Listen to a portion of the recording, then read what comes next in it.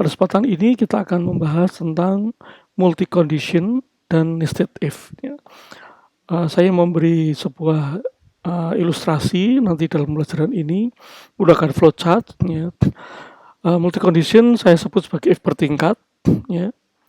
Kita akan menggunakan flowchart ini, kemudian nested if, ya, if bersarang, kita akan mengembangkan flowchart ini menjadi sebuah program. Ya, ada dua flowchart yang nanti akan kita kembangkan berdasarkan dengan nested if. Baik, untuk yang pertama, untuk if bertingkat, ya, kita akan menerjemahkan flowchart ini ke dalam program C++. Ya. Di sini ada sebuah cerita, gitu ya, skenario. Apabila pengguna memasukkan sebuah kode, ya, kemudian kode itu dicek, kode pertama. Apabila pengguna masukkan kode pertama atau kode 1 gitu ya, angka 1, maka sistem akan mengeluarkan ayam goreng. Ya. Apabila pengguna memasukkan angka 2, bebek goreng, dan seterusnya. Ya. Nah, flowchart seperti ini, oke, mari kita kembangkan, kita terjemahkan ke dalam bahasa programan C++. Karena di sini kita katakanlah pengguna memasukkan angka gitu ya, integer angka. Kemudian angka ini kita terjemahkan ke dalam sebuah interface, ya, misal masukkan 1 untuk ayam goreng.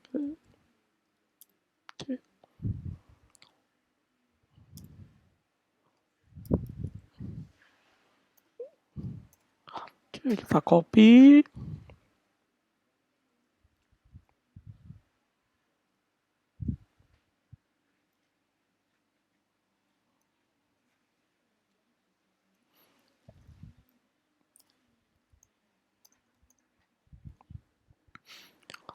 Dua untuk bebek goreng, 3 untuk lele goreng, dan masukkan angka lain apabila jika Anda tidak suka, gitu ya. Jika Anda tidak suka semua. Oke, cout, kemudian kita cek kodenya, ya. Cin angka. Nah, dari situ kemudian kita periksa, ya, cin if, ya, angka sama dengan 1, ya, maka apa yang terjadi? Sistem akan mengeluarkan, misal Anda suka ayam goreng, ya. Else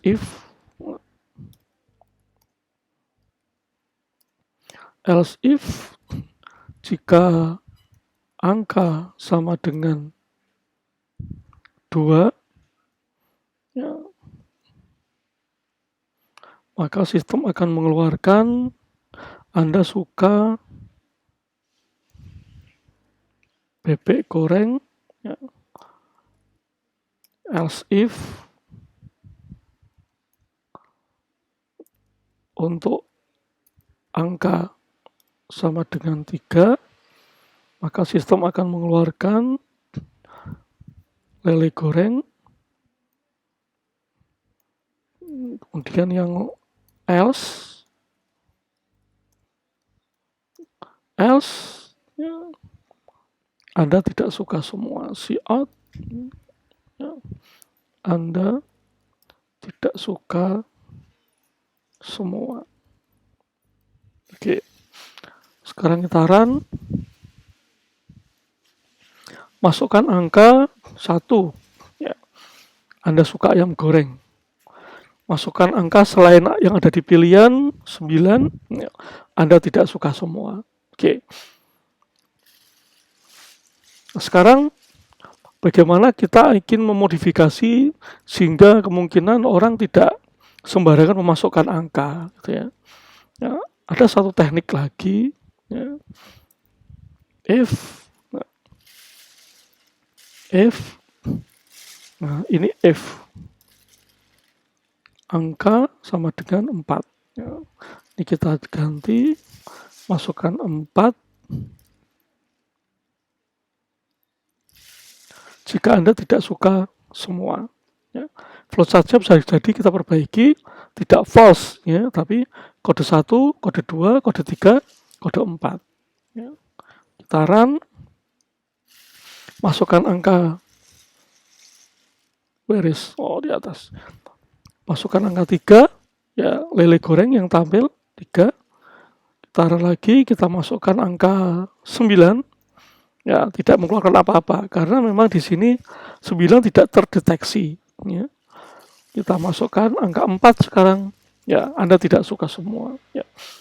Flowchart ini bisa kita gunakan sebagai panduan memprogram, ya. Tadi begitu kita menggunakan flowchart model ini pakai false, ya, kita bisa menggunakan, ya, konsep else if, ya.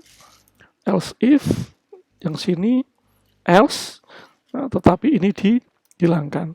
Tetapi efeknya tadi Anda bisa, pengguna bisa memasukkan sembarang angka, ya, kecuali yang ada di sini, ya, 1, 2, 3. Kecuali itu program akan mengeluarkan nilai yang ini. Tetapi kalau kita ingin membuat program strict, ya, harus angka-angka yang kita tuju saja, yang benar-benar pengguna masukkan. Jadi tidak mempengaruhi jalannya program. Ya, bisa jadi seperti ini.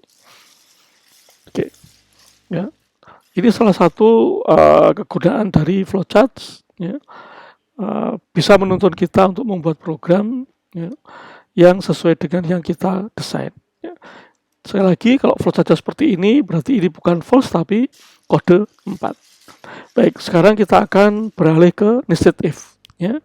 If bersarang. Nah, ini struktur dari if bertingkat. Nah, sekarang kita beralih ke if bersarang. Untuk if bersarang, nah, coba kita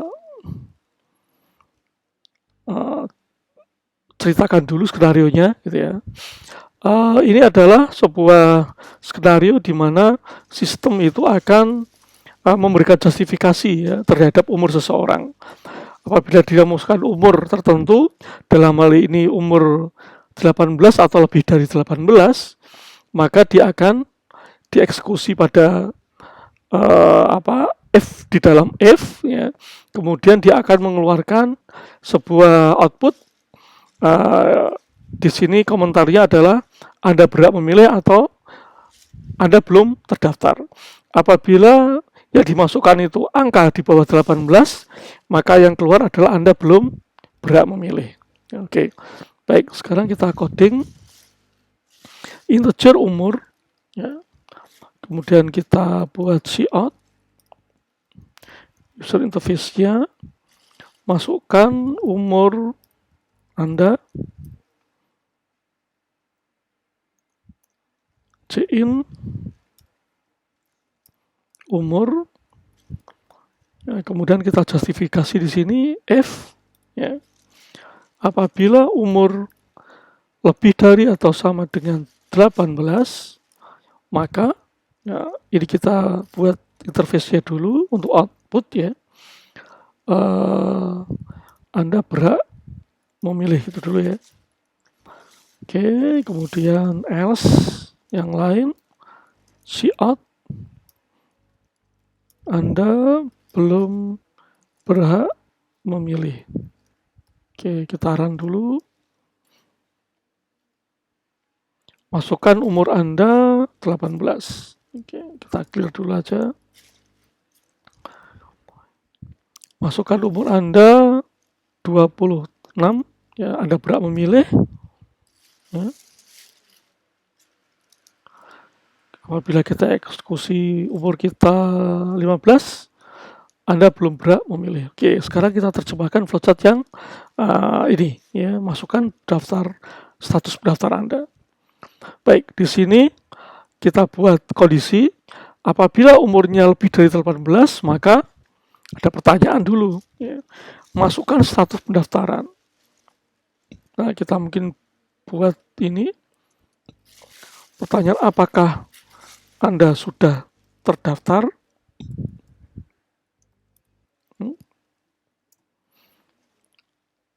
Oke, ini kita biar turun.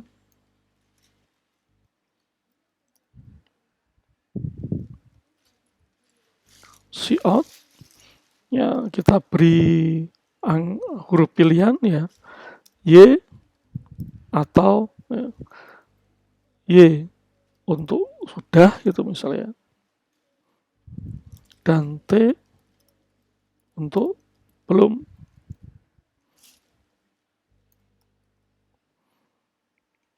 Oke.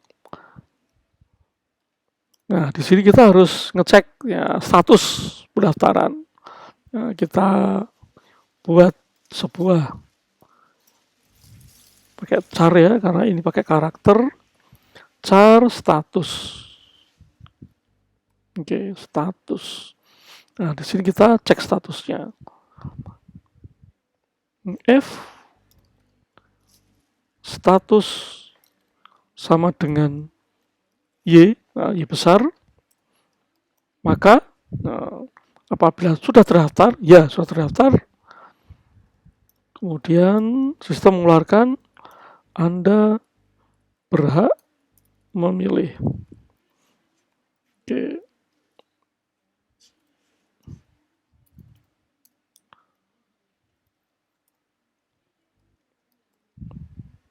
Else, see out, apabila dia menjawab T, ya, Anda statusnya Anda belum ya, terdaftar. Oke. Coba kita run. Oke, ada yang salah.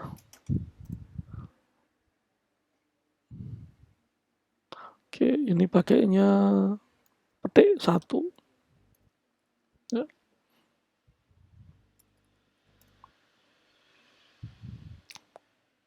See out T. Ya.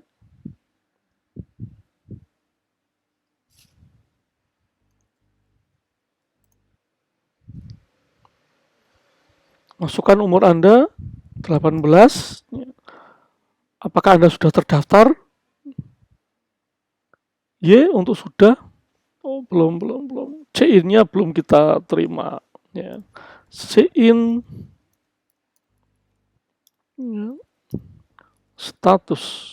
Oke, kita belum ngecek statusnya, jadi langsung keluar. Ya.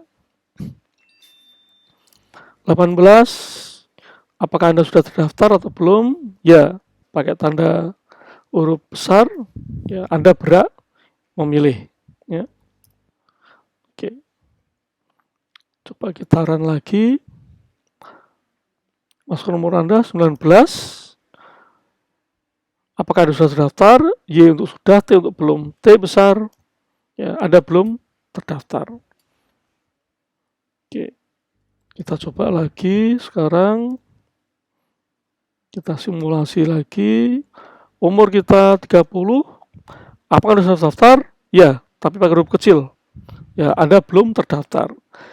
Ini tidak dieksekusi karena dia hanya tahu bahwa yang dimasukkan adalah Y yang besar, bukan Y yang kecil. Karena itu kalau kita ingin mengadopsi dua-duanya, Y kecil dan Y besar bisa, ya, kita harus menambahi sebuah logika matematika. Di sini kita menggunakan fungsi OR. Ya. Apabila pengguna memasukkan huruf Y besar atau Y kecil, true and true, maka ini dikeluarkan. True or true, ya, bukan and. Or, ya. Jadi salah satu. Ya, kalau or itu salah satu benar kondisinya, maka ini dijalankan. Oke, kita jalankan.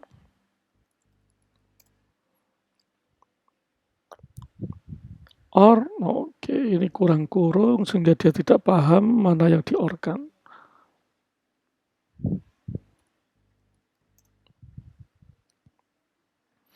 Masukkan umur Anda 39. Apakah Anda sudah terdaftar atau belum? Ya, sudah. Anda berhak memilih. Ya. Kita jalankan lagi.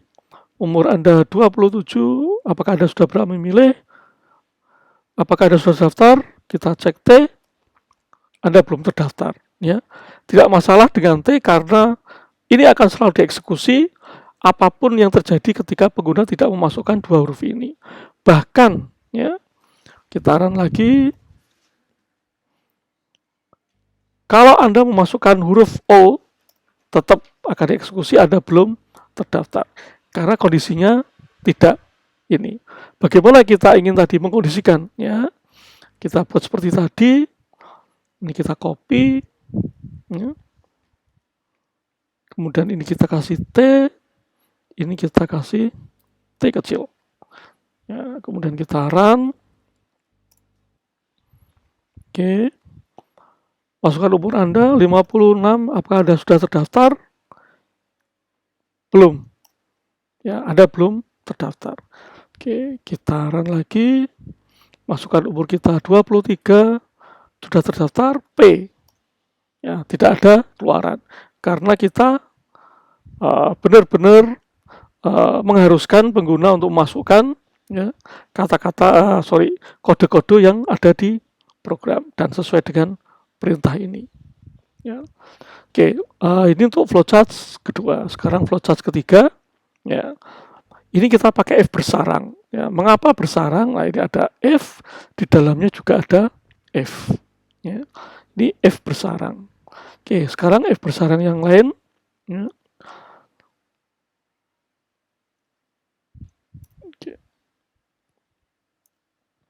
Ini adalah suatu flowchart di mana flowchart ini akan dikembangkan sebuah program untuk ngecek kelulusan, gitu ya. Kita cek untuk ini misal untuk UN gitu ya, ada pelajaran bahasa Indonesia, PPKN dan matematika. Kemudian ada suatu skenario siswa dinyatakan lulus apabila dia nilainya lebih dari 5 atau lebih dari atau sama dengan. Apabila di bawah itu maka dia tidak lulus. Apabila dia punya angka 5 atau lebih, tetapi ada mata pelajaran yang nilainya kurang dari 4, maka dia tidak lulus juga. Ya. Ini skenario seperti itu. Nilainya harus di atas 4 atau sama dengan 4 dan rata-rata harus 5. Nah, kalau nilainya 4 semua, nggak lulus juga. Ya. Oke, ini flowchartnya. Kita kembangkan lagi. Integer, PPKN dulu ya, PPKN. Kemudian Indo, mat, dan satu lagi ini rata, ya, untuk menampung hasil kalkulasi. Oke, kita buat interface-nya, cout, masukkan nilai PPKN,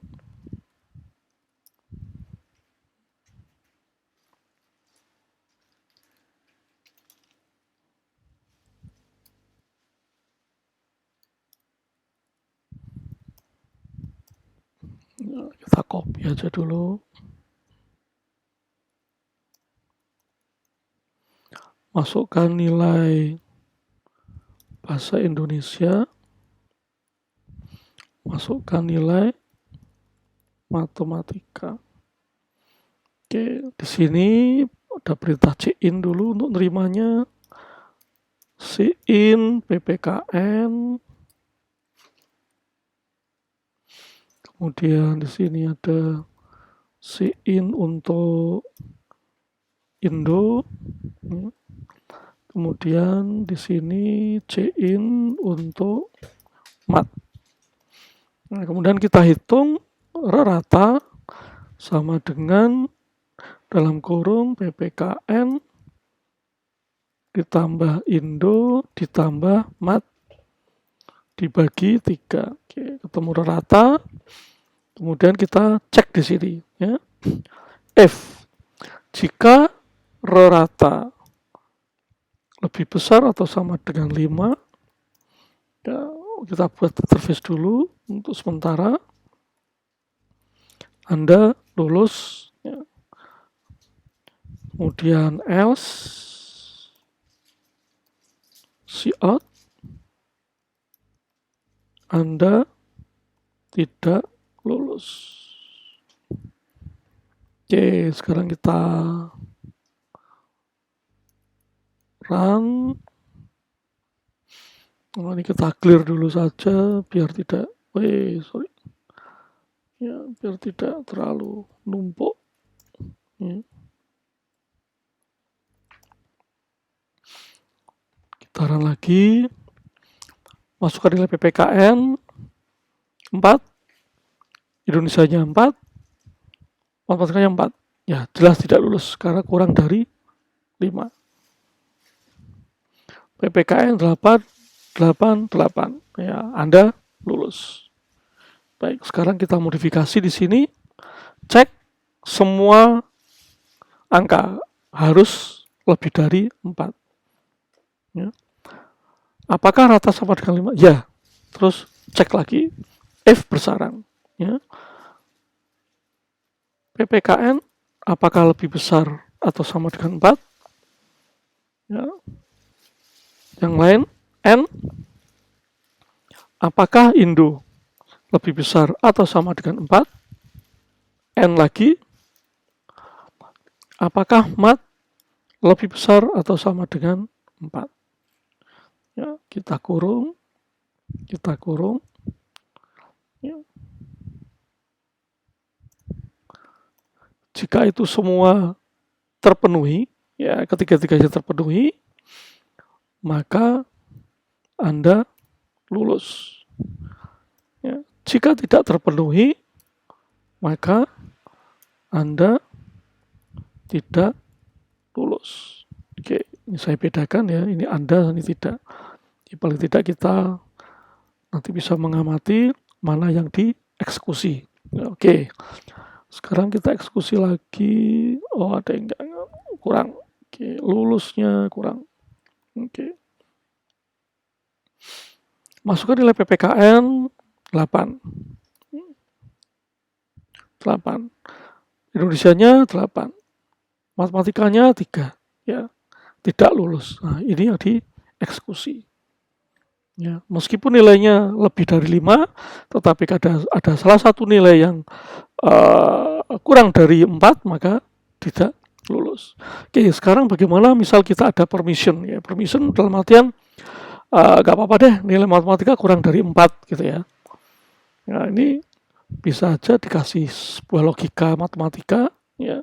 Ini kita kurung. Ini wajib hukumnya di N kan 1 N1 1 ya. True and true true ya. Nah, ini di orkan. Boleh kurang dari 4, tetap Anda bisa lulus. Oke, kita clear. Lulusnya what happened? Anda lulus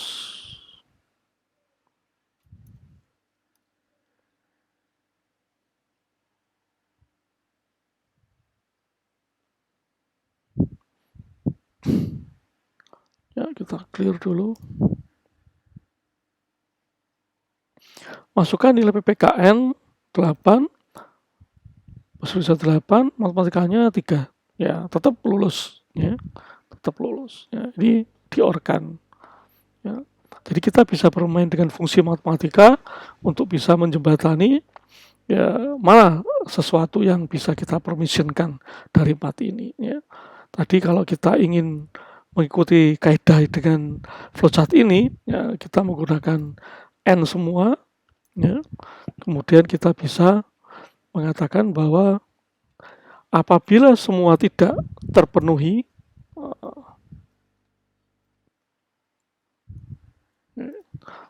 ya, apabila kondisinya tidak terpenuhi maka tidak lulus. Nah, sekarang Anda lulus karena semua nilai adalah 7 semua. Baik, seperti itu bisa saya sampaikan untuk materi tentang nested if dan if bertingkat. Ya. If bersarang, ya, karena ini adalah if, kemudian ada if lagi, ya, ada sarangnya, kemudian if bertingkat, ya, apabila dia tidak punya if di dalam if. Oke, seperti itu untuk materi kali ini. Sampai ketemu pada materi yang akan datang. Terima kasih.